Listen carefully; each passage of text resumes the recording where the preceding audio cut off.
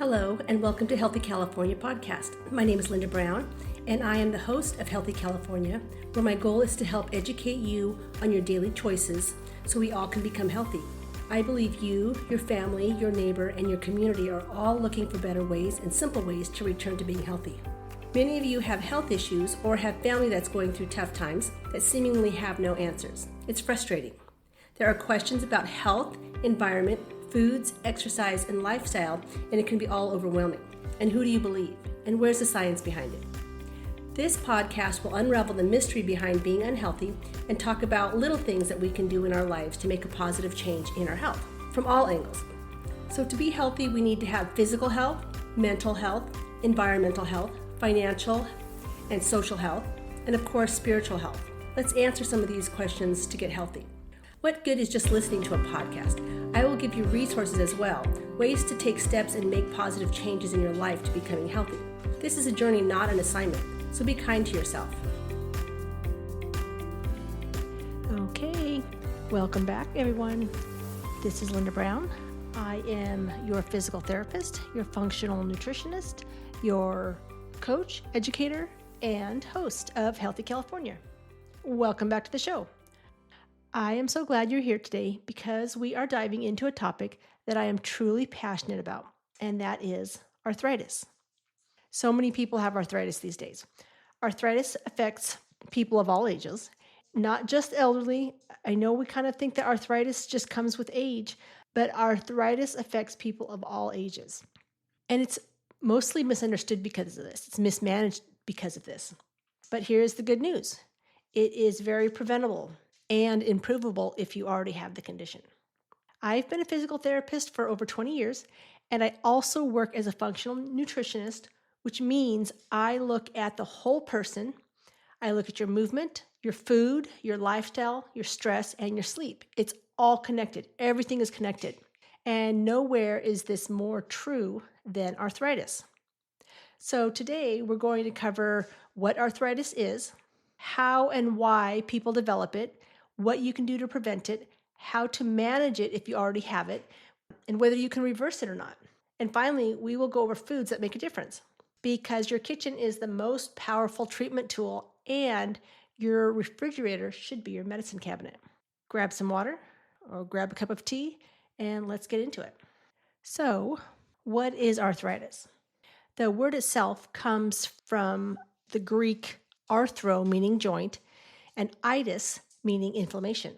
So at its basic, arthritis means inflammation of a joint. But that simple definition doesn't capture how complex this condition really is. Here's what surprises most of my patients. Arthritis isn't just one disease. It's an umbrella term for over 100 conditions that affects joints, its surrounding tissues, and sometimes other organs. But for the purpose of today's episode, we're only going to be talking about a few. We're going to be talking about osteoarthritis, rheumatoid arthritis, and briefly psoriatic arthritis. Let's talk about osteoarthritis real quick. OA, osteoarthritis. This is the most common form, and it's typically what we think of as a wear and tear type of arthritis.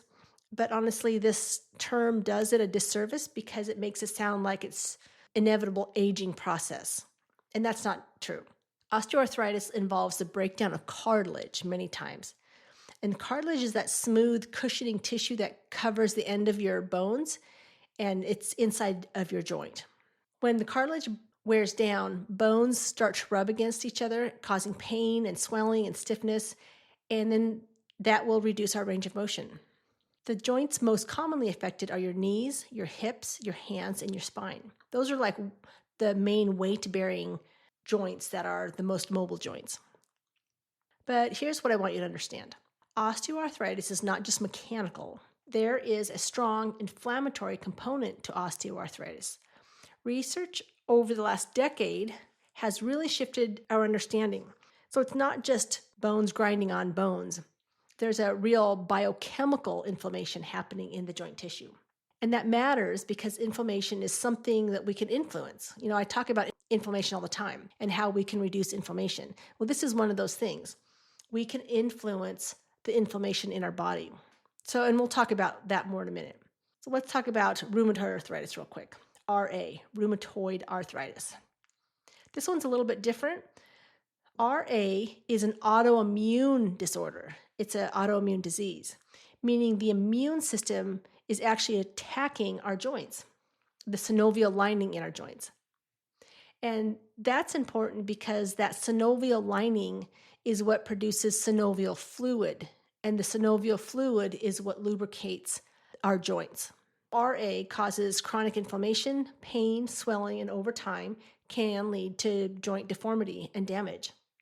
RA typically affects smaller joints first, like your fingers and your wrists and your toes, and it's most oftenly symmetrical, which that just means it's the same on both sides, where osteoarthritis sometimes will have more OA in our right knee, more so than our left, but with RA, it attacks joints the same on both sides.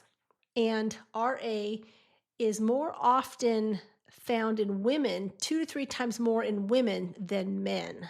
So that kind of hints to me that there might be a hormonal component to this.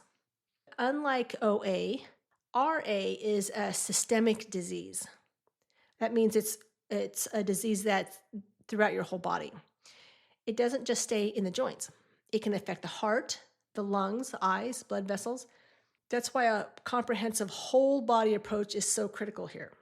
And then let's just talk briefly about psoriatic arthritis. So psoriatic arthritis is also an inflammatory arthritis. Well, of course, arthritis ends in itis, so that's almost redundant, right? But it's associated with psoriasis. Psoriasis is a skin condition. About 30% of people with psoriasis develop psoriatic arthritis. It can affect any joint in the body and also has a systemic inflammatory character similar to RA. And there are other forms of arthritis as well that we're not going to go over, but that includes gout, which involves uric acid crystals forming in the joints, ankylosing spondylitis, which affects the spine. And then we have like a reactive traumatic arthritis, and that might be an arthritis that shows up spontaneously and usually due to some sort of trauma. And all your markers will say that you have arthritis, but it usually goes away if it's due to trauma and you take care of it. It can go away just as fast as it came. So that's more of a reactive or traumatic arthritis. And what do all of these have in common? The ones that I mentioned, what do they have in common? Well, inflammation. They all end in itis, so that means they all are an inflammatory process. Whether it's the cause or the effect, inflammation is the center of all of this. You can look at that as being great news because that means we can address it and we can do something about it. And we can do that through movement, nutrition, lifestyle modifications. And we're going to go over all that. But let's go over first, how do people get arthritis? Well, let's start with osteoarthritis first. Osteoarthritis. I'm going to start off with dehydration. That seems something simple, right? Dehydration. The cells in the joints responsible for making that lubricating fluid, that synovial fluid, right? I just talked about it. When those cells are dehydrated, they will stop making that fluid because they're trying to conserve their fluid. So the lubricating fluid actually stops being made. And even a little bit of dehydration can cause synovial fluid to be stopped. So dehydration is something we can fix pretty easily, right? So we can get arthritis from dehydration. And then, of course, we all think about age. Well, cartilage does change as we get older, but especially will change if we have those dried out cells not making fluid, the synovial fluid. And that can happen at any age. And the longer you stay dehydrated, the faster you will get pain in your joints. So think about that for a second. If you can just mitigate dehydration, mitigate arthritis by staying hydrated, that can add a few years to your knees, right? So chondrocytes are cells that make cartilage. They become less efficient at repair over time, but age alone doesn't cause osteoarthritis. It's how we treat our bodies in that time. It's not age, it's what we do in that time. So if you take good care of your body and you're 70, you could still have a really good, healthy life, healthy body. But if you take horrible care of yourself and at age 40, you have arthritis, It's not the age, it's what you're doing in that time. So it's all about taking care of what you have. So another way people get arthritis is previous injuries. So this is a big one, right? Because that's why we all go to physical therapy or have surgeries. It's injury. Let's say you've had an ACL repair, torn ACL, or a knee replacement. You are at higher risk of osteoarthritis in that joint because the injury disrupts normal mechanics of the joint and can initiate an inflammatory response. And that's why we go to physical therapy. The physical therapist can change your body mechanics and get you back to moving normally sooner. So injury can cause an arthritis. I think we know that injury can lead to arthritis, but that's just one of the many ways we can get arthritis. But the other one is repetitive use or repetitive trauma. Sometimes we're in occupations that require us to do the same thing over and over and over, like kneeling down, standing up, kneeling down, standing up. That can be hard on your knees as well. Or if you're an athlete that does the same thing over and over, that repetitive trauma can also ruin our joints. However, if our joints are strong and if our body mechanics are good, we can mitigate that. So let's say we have a runner that has poor body mechanics and is dehydrated and they don't have proper form. They are not going to be able to run as far or as long as someone that has really good nutrition and good body mechanics, and they end up being 70 years old still running marathons, as opposed to someone with poor body mechanics and they're 30 and they can't run a half a marathon. So it's something to think about. It's just that repetitive use and what are you doing to keep yourself healthy. If you think about an athlete, like a pro athlete, they do everything they can to stay at an elite level. So if you are in sports, do what the pro athletes do. They take care of themselves. They eat right. They get massages if they have to get massages. And if you can't get massages, at least just eat healthy, stay hydrated, do your stretches, do your exercises, go to your trainer or your therapist and have them give you good stabilization and postural exercises to keep your body mechanics good. And then another way people get arthritis is obesity. Obesity isn't just about the weight on your skeleton. It's about the adipose tissue on your body.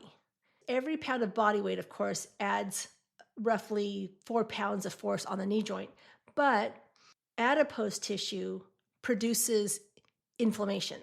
We have these inflammatory cytokines, and those inflammatory cytokines signals systemic inflammation. So it's not the weight on your frame as much as it is the adipose causing those inflammatory signals in your body to create inflammation. And then another way people get arthritis is muscle weakness. This one I address every single day is muscle weakness. That's what PTs do. That's my work. That's the work.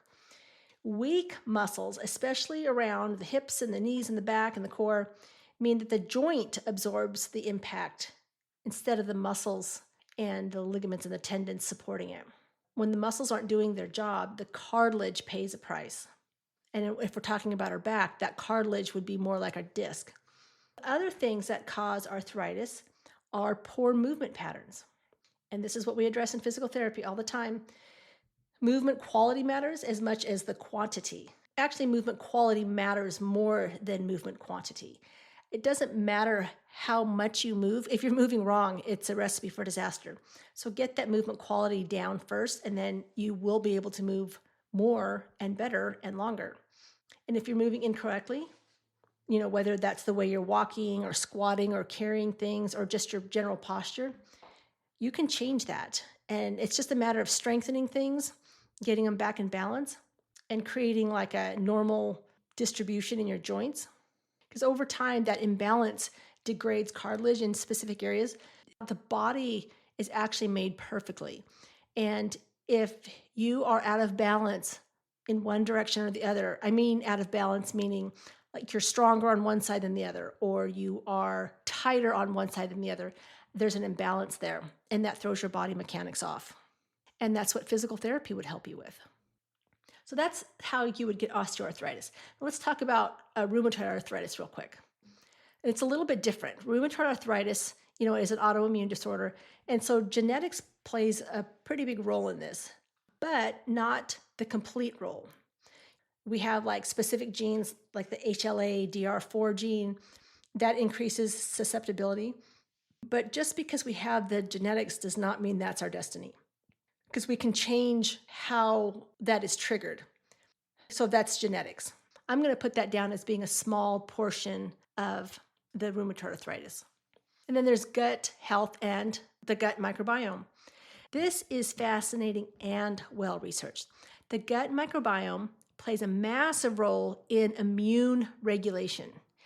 And, injury is an immune response, or fixing an injury can be an immune response. And an imbalance in gut bacteria is strongly associated with the development of autoimmune conditions. And that's something that you can look up. There is a strong correlation between the gut microbiome and autoimmune conditions, including RA.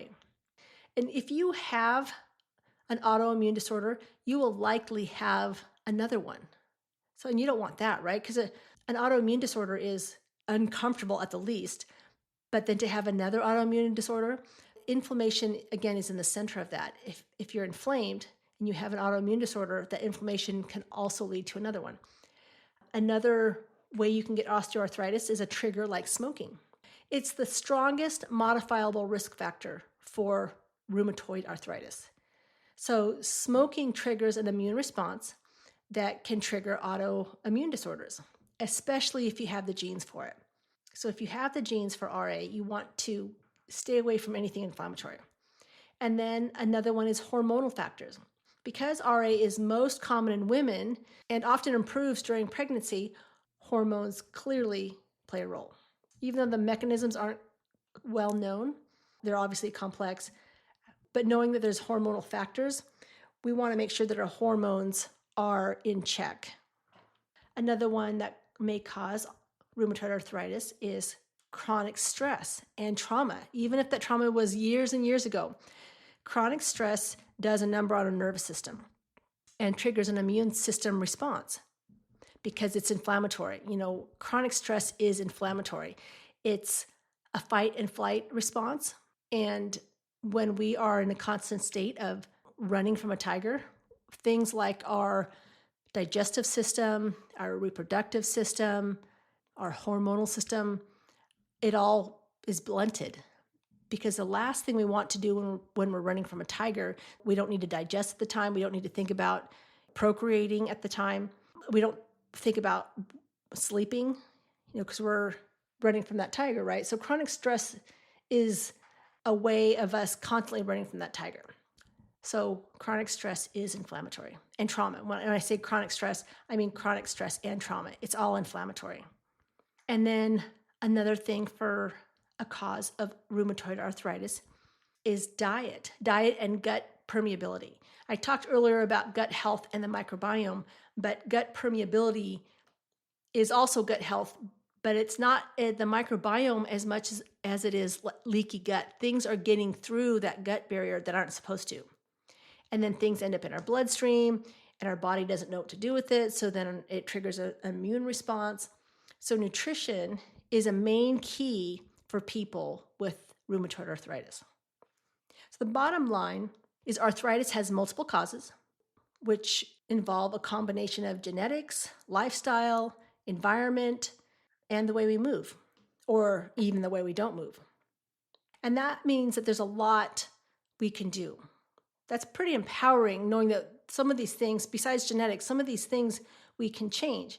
And even if we have the genetics, we can make lifestyle choices to turn that gene on later or put it into remission. There are things that we can do even if we have the genes. Okay, so that's how you get arthritis. How do you prevent it? Let's talk about that for a little bit. Now, when I talk about prevention, I like prevention because in most of chronic diseases, inflammation is the cause of most chronic diseases, and the best treatment is prevention. So if the best treatment is prevention, let's figure out how to prevent this. I'm going to say move regularly and move well. I can't stress this enough. And it's not just because I'm a physical therapist. Motion is lotion for the joints.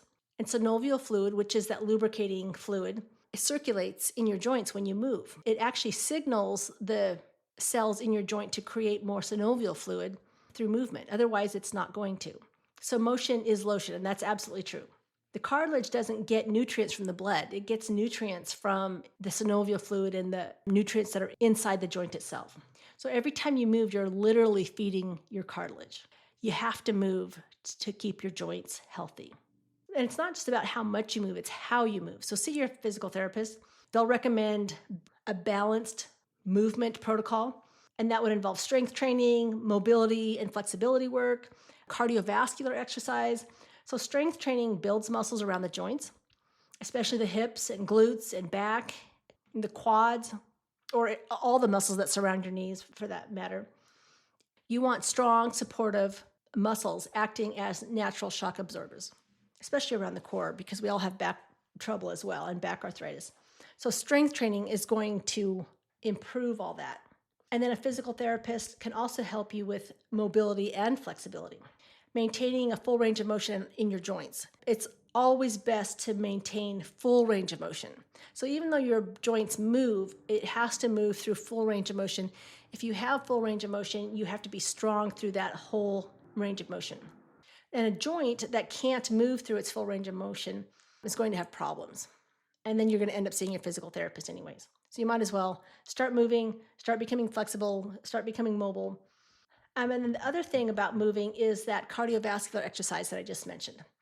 If you have arthritis and you can't tolerate heavy lifting, it's still important that you do strength training because you need to keep the muscle strong. But if you are doing cardiovascular exercise to keep your heart strong and your blood pumping, your vessels pumping, then you can do things like swimming, cycling, walking, rowing. It's all low impact, and it can keep your joints moving and your body healthy without that excessive joint impact. So I need you to move, and movement for prevention of arthritis. And then another way you can prevent arthritis is maintaining a healthy body weight. And it's not just because of the amount of weight on your frame. It's the fact that the more muscle you have on you is a determiner of longevity. But also the more muscle you have on you, the more you're going to have anti-inflammatory cytokines going through your body. So having more muscle is anti-inflammatory. Having more adipose tissue is inflammatory. So maintaining a healthy body weight is going to keep more muscle, which is anti-inflammatory, and less fat, which is pro-inflammatory. So that's the main reason for maintaining a healthy body weight. And then you want to protect your joints from injury, of course. If you're an athlete or do physically demanding work, invest in proper mechanics, proper footwear, proper clothing.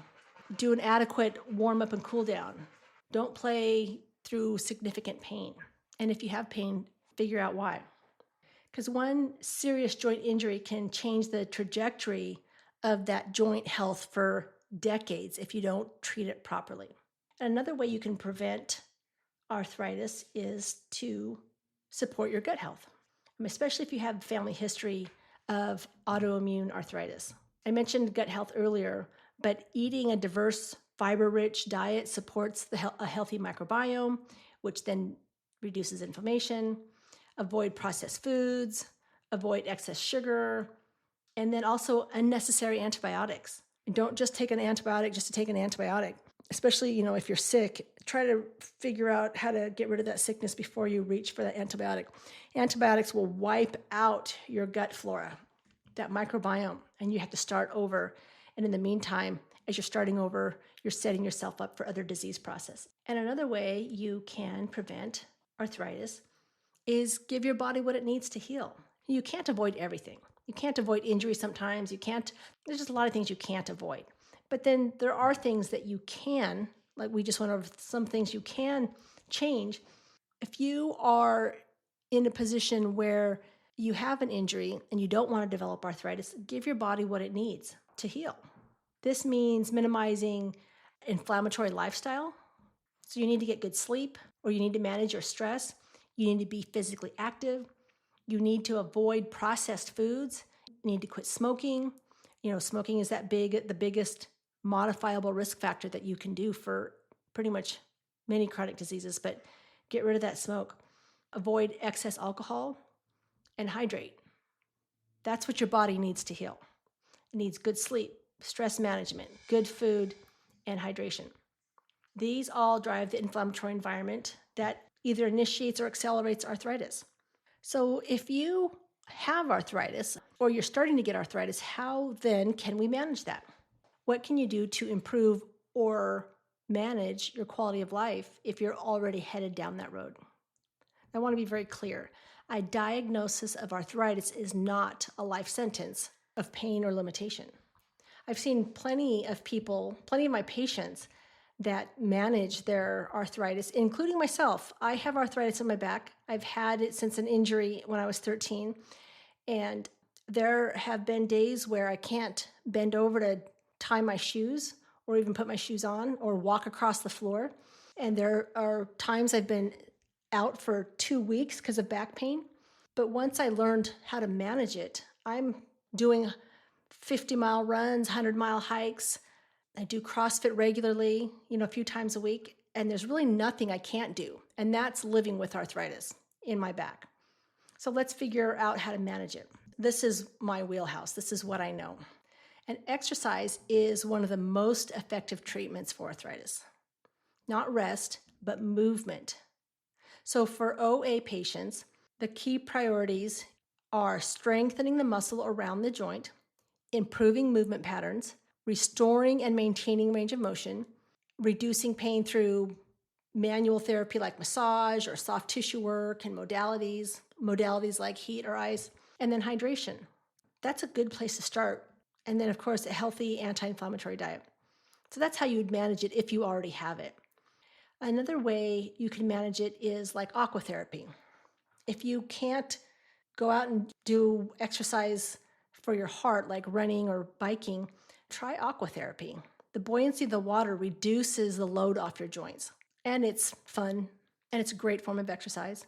Another one is Pilates or yoga. With Pilates, I know you can strengthen without necessarily having weight through your joint, because in Pilates, you can get into positions where you strengthen through full range of motion without putting stress of impact through that joint. And with yoga, you have also good stretching through full range of motion. Pilates and yoga are great forms of exercise. And then, of course, to manage arthritis, you want to live an anti-inflammatory lifestyle. An anti-inflammatory lifestyle does not mean taking an anti-inflammatory pill. So an anti-inflammatory lifestyle means managing your sleep and your stress and your diet. And we'll talk about diet in a second, but sleep, this is a non-negotiable. The body needs to sleep to heal. During sleep, your body repairs tissues, regulates inflammatory pathways, regulates hormones, regulates blood sugar, and chronic sleep deprivation elevates inflammation. And you need about 7 to 9 hours of sleep to repair. So even if you're one of those people who say that you don't need 8 hours of sleep, you may not think you need 8 hours of sleep, but your body does. Like your mind might not think it needs it because there's too many things to do, but your body does. And actually your mind does too. Your mind needs to file away all the previous day's records. So you do need to get better sleep and good quality sleep. And the other thing is stress management. I mentioned earlier, stress is inflammatory. So you need to manage your stress. Chronic stress elevates cortisol. Cortisol increases blood sugar, and cortisol is pro-inflammatory, so it increases inflammation. You can manage stress by going for a walk outside in nature, meditate, pray, breath work, yoga. Take things off your plate. Take things off your schedule. I mean, the last thing you want to do is add one more thing onto your schedule because I'm telling you to meditate. Like, when do I have time to meditate? Well, if you don't have time to meditate, then you probably have too much on your plate. Think about what you can take off your plate. And then if you have arthritis and you're trying to manage it, you can manage it with heat and cold. Heat increases blood flow and relaxes muscles around stiff joints. I find that heat does better with chronic arthritis long-term, and cold reduces acute inflammation and pain. So cold can take away pain and dull the pain down and take away swelling that might cause pain. But sometimes you can alternate heat and ice and heat and ice. Try them both and do what works best for you. So I get asked this all the time. Can arthritis be reversed? Well, for osteoarthritis, cartilage has a limited ability to regenerate. Once it's significantly downgraded, it has a hard time regrowing just because it doesn't have a lot of blood supply. However, there are still things you can do to manage the pain and the stiffness. Sometimes the pain comes from just, again, being out of balance. And if you get yourself strong and moving normally, you might not get rid of the arthritis, but you definitely can get your daily function back. And I am living testimony to that, because one minute I was not able to walk across the floor, but now I am doing these crazy hikes and crazy runs and doing CrossFit. And I've had arthritis in my back my whole life. Pain in arthritis is driven by inflammation, so you have to get rid of the inflammation. It's driven by muscle dysfunction, so you have to get rid of that dysfunction. It's not a structural damage, it's more of a systemic inflammation. So you got to get rid of that inflammation. And that's through the diet and the lifestyle and this strengthening, supporting muscles. Again, we're going to go over that diet. There's other things you can do that are promising therapies, and that's like PRP therapy. PRP stands for platelet-rich plasma. And there's also stem cell therapy. I have seen plenty of people get stem cells in their knees and actually ended up running again and hiking again, playing golf again. So stem cells, there's a lot of research on it, and the stem cell technique is getting better and better. So that shows a lot of promise for cartilage repair, getting new cells in there to repair the cartilage. And if I can say one thing about cortisone shots can help get rid of pain because it gets rid of inflammation, but it only gets rid of inflammation temporarily. But the long-term effect of cortisone is it destroys the joint. So even if you want to get a cortisone shot to get rid of the pain while your body is trying to repair the joint, cortisone actually degrades a joint and it will get rid of inflammation, yes. But if there's any other way you can reduce your pain while your body is trying to repair itself, I would try to avoid cortisone shots if you can. I am not in your body, so I can't tell you what to do, and I'm not living in your pain. I'm just letting you know cortisone shots are not the answer if you can try other things like PRP or stem cell, or there's shots that they can give you that doesn't have cortisone in it. And then, so that was for osteoarthritis. For rheumatoid arthritis can go in remission. So when you're in remission, you can do all the strengthening stuff that we talked about, including getting your gut right, stress management, exercise. But if you are having a flare-up, you don't want to push that joint because that is going to trigger your body to fight the joint, fight itself. But you can still do your stress management and sleep. Just don't push the joint while you are having a flare-up. You might not have a full reversal of arthritis, but you can become functional again. You can become functional again. And again, I am living proof of that I have arthritis, but I am completely functional. Let's go over foods that help arthritis, any arthritis, all arthritis. So here are the highlights. Foods to embrace. We'll talk about foods to avoid and foods to embrace. Foods to embrace. Fish, fatty fish. I call them smash fish. Actually, Dr. Mark Hyman calls them smash fish. Smash stands for salmon, mackerel, anchovies, and sardines. These are anti-inflammatory. They have a lot of omega-3s, specifically EPA and DHA, and you can try to aim for 2 to 3 servings a week. And wild-caught fish is preferred. And if you don't eat fish, you might want to think about supplementing omega-3 fatty acids, the EPA and the DHA. And then you want to have very colorful fruits and vegetables. The more color, the better. These foods are rich in polyphenols and antioxidants, and that decreases inflammation. They neutralize free radicals. And the ones that stand out are like berries, blueberries, tart cherries. Those are known for reducing joint pain. Strawberries as well, and they have Strawberries have good form of vitamin C. Leafy greens like spinach, kale, Swiss chard, they're all rich in vitamin K, folate, and antioxidants as well. Broccoli contains sulforaphane, which can slow down cartilage damage. Bell peppers are high in vitamin C. We need vitamin C to build collagen. To build collagen, actually, we need vitamin C and magnesium. And collagen is in our bones, it's in our joints, it's in our ligaments, tendons. We need collagen for everything, especially if we're trying to repair. But you can't just take collagen and expect for our knee pain to go away. To build healthy collagen, you need vitamin C and magnesium. But bell peppers have a great amount of vitamin C, more than an orange actually. And then extra virgin olive oil. Olive oil has been shown to inhibit inflammation as much as ibuprofen actually. So use it liberally on your salads and your vegetables. And if you're going to cook with it, only like saute low heat cooking. It's not good at a high heat point. If you need to cook at a higher heat point, you can use like olive oil or ghee. And then turmeric and ginger. Use them constantly. Just get used to putting them in everything. Turmeric you can put in your smoothie and soups and rice. You can put ginger and all that same stuff too. You can make ginger tea.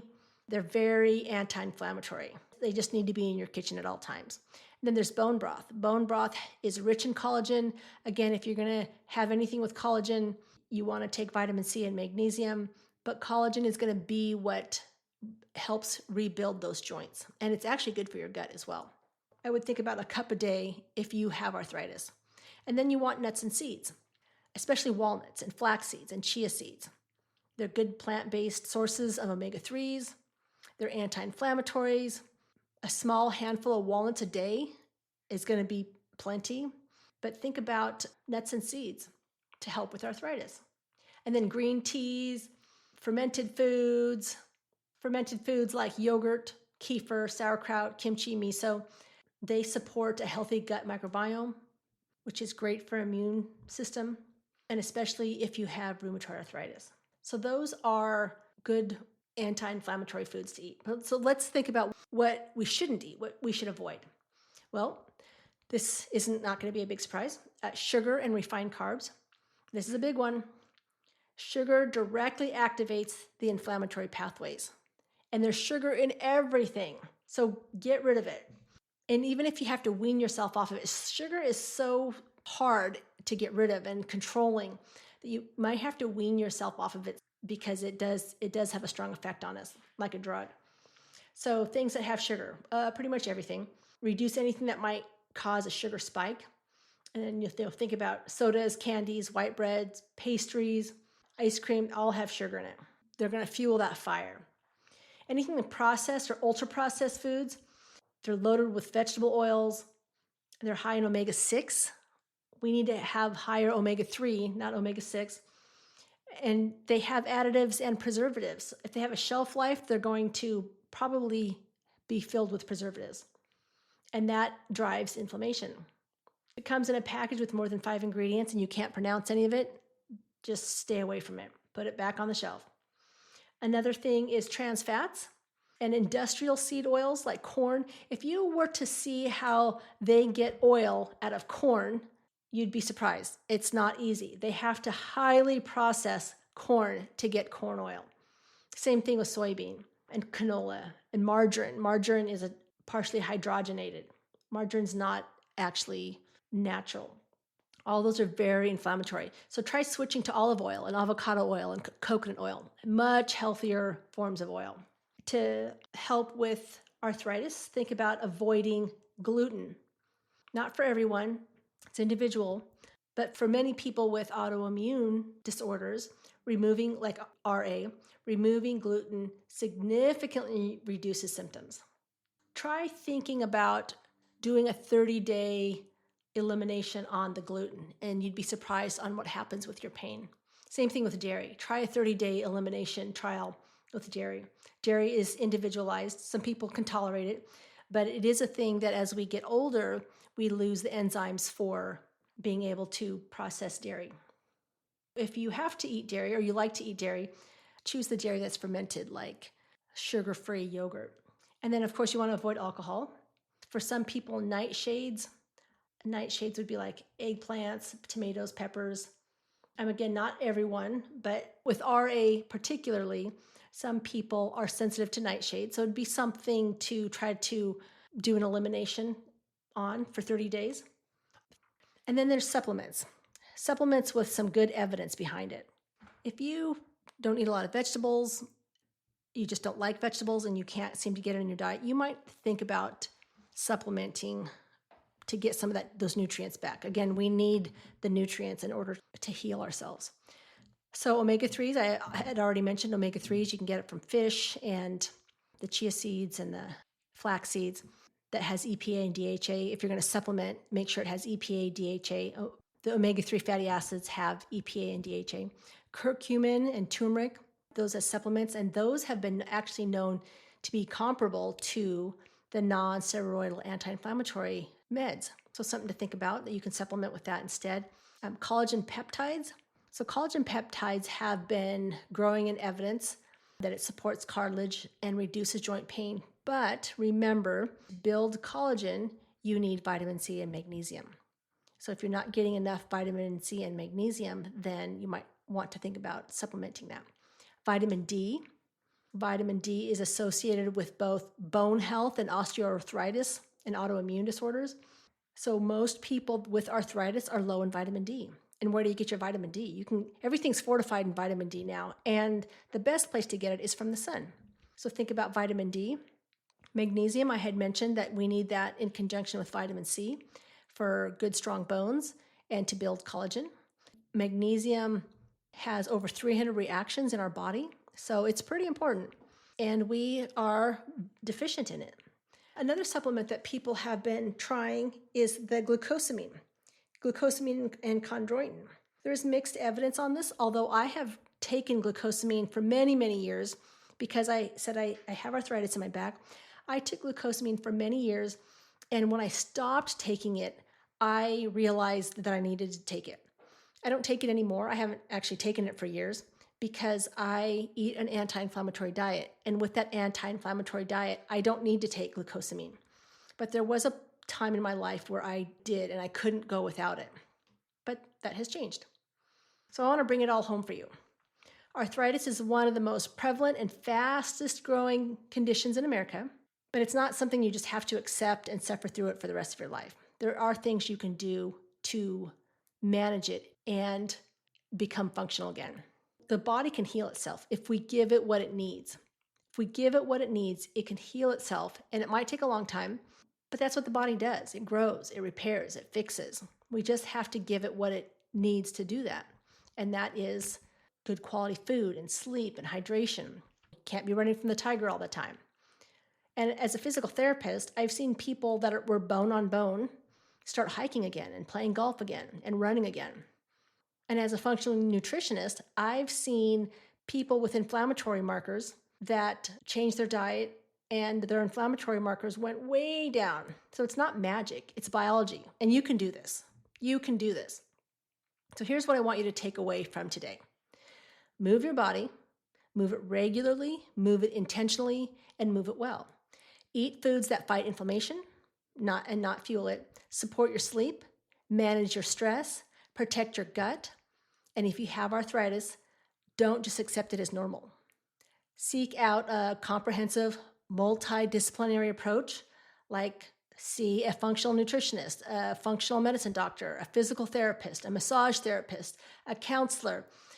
Have your team that you're building for your health, have that at any given point to help you get healthier. Because you're not your diagnosis. Your body wants to feel good. Give it a chance. And I'm living proof of that. As usual, here is a verse that I kind of thought about for this week. It is from Proverbs 3, 7, and 8. And it says, "Do not be wise in your own eyes, for fear the Lord and shun evil. This will bring health to your body and nourish your bones." And even though that may not be about eating the right foods or decreasing stress, it does remind me that if you're wise in your own eyes, that means you are living life your own way, and that usually leads to stress and lack of sleep and not having faith or trust that you're being taken care of. So before we know it, we just end up living this lifestyle of stress. And then we have too much on our plate. And then we end up having inflammation in our body. And we just don't, that's like the last thing we need, right? Is to have so much going on and then have to worry about our health. So I'm going to read that one more time. Proverbs 3, 7, and 8. Do not be wise in your own eyes. Fear the Lord and shun evil. This will bring health to your body and nourishment to your bones. Something to think about. Thank you for joining me today. I hope you learned something new. Health care and treatment should focus on being proactive and preventative, emphasizing the importance of addressing the root cause of a disease or illness. While the U.S. has an excellent trauma medicine system, helping patients when problems arise, our goals should be to prevent disease before they happen. That's why this podcast is so important to me. If you're needing further guidance or have questions on a particular matter, you can find my contact information in the show notes, where you can set up a 15-minute consultation. I also recommend you adding a functional nutritionist, a functional medicine practitioner, and a physical therapist to your healthcare team. This podcast reflects my personal opinions based on extensive research and education. It is not intended for medical diagnosis or treatment and should never replace the advice from your doctor or other healthcare professionals. To continue providing this free information, I rely on your support. Follow, subscribe, like, and share this podcast with your family and friends, or on social media. Don't forget to turn on your notifications to stay updated whenever I have a new episode released. Educating you and empowering you to take back your health is my ultimate goal. By gathering knowledge and implementing small but impactful changes, you can reclaim your well-being. This is a journey, not a quick fix, so be kind to yourself, and I'll be there to help. You got this.